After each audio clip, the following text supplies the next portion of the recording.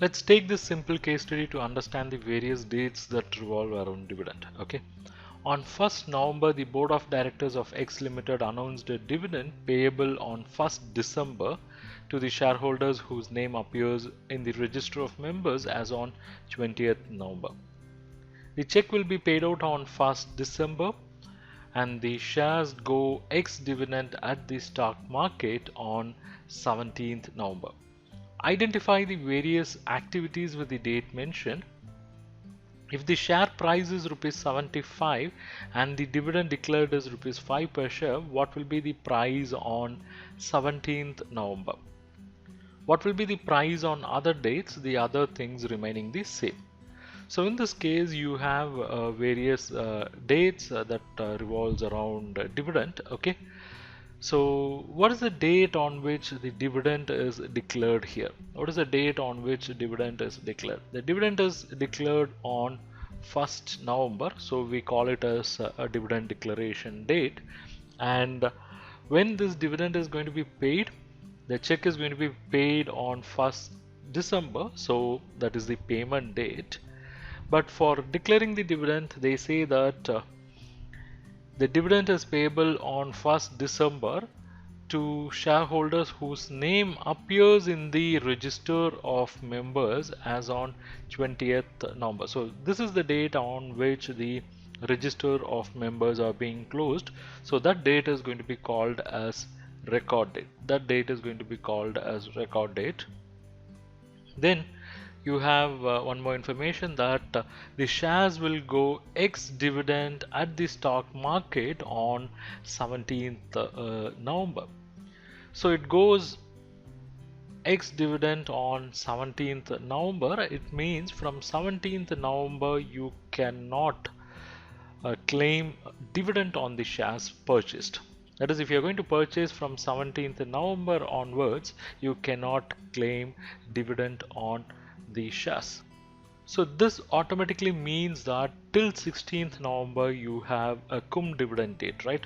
We call it as cumulative dividend date. So the last cum dividend date is till 16th November because from 17th November you are not going to be eligible for dividend. Okay, so these are all the dates that revolve around this case. So we'll write one by one. So I'll have here the date, and the dividends are declared on 1st November. So I'll write 1st November and I'll call it as activity, and the activity here is declaration of dividends. So it is called as declaration date. Then we know that on 17th November this share goes ex-dividend. So till 16th November you can purchase the shares and still be eligible for dividend. So we call it as last come dividend date.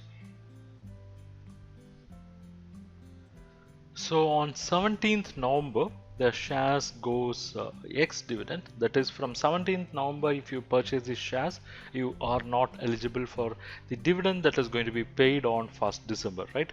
So we call it as ex-dividend date. Then the register of members are going to be closed on 20th November.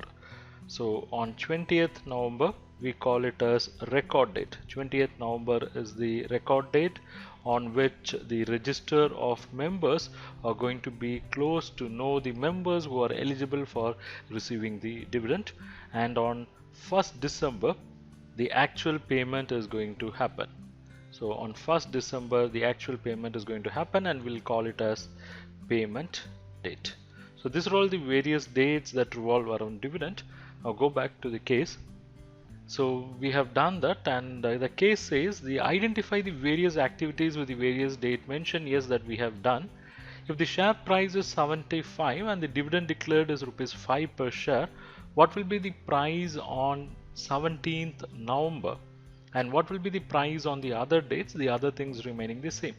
So here they have given the market price of the share, which is 75, and they are asking us to find what is going to be the market value of the share on 17th November if dividend declared is rupees 5.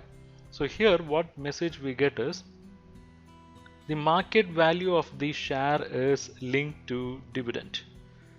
So till that last cum date, till we call it as last cum dividend date, if you purchase shares, that share is going to entitle you for a dividend of 5 rupees, right? Let whatever be the market price you purchase, if you purchase, then that share is going to give you or is going to make you entitled for a dividend of 5 rupees. So the market price would obviously include this 5 plus the price of 70. That's why here you have the market price of 75, and this would be the market price till say 16th November. So the market price would basically factor the dividend which you are going to get in future from the particular share, and here it factors a dividend of 5 and the basic price of 70. So the market the share is available for 75. But from 17th November, which is called as your ex dividend date, okay, you are not entitled for this dividend of 5. So the market price will also factor this, and the market price will become 75 minus 5, that is going to be 70, right? So from 17th November onwards, the market price would become 70. So here let me capture that market price till 16th November it would be 75.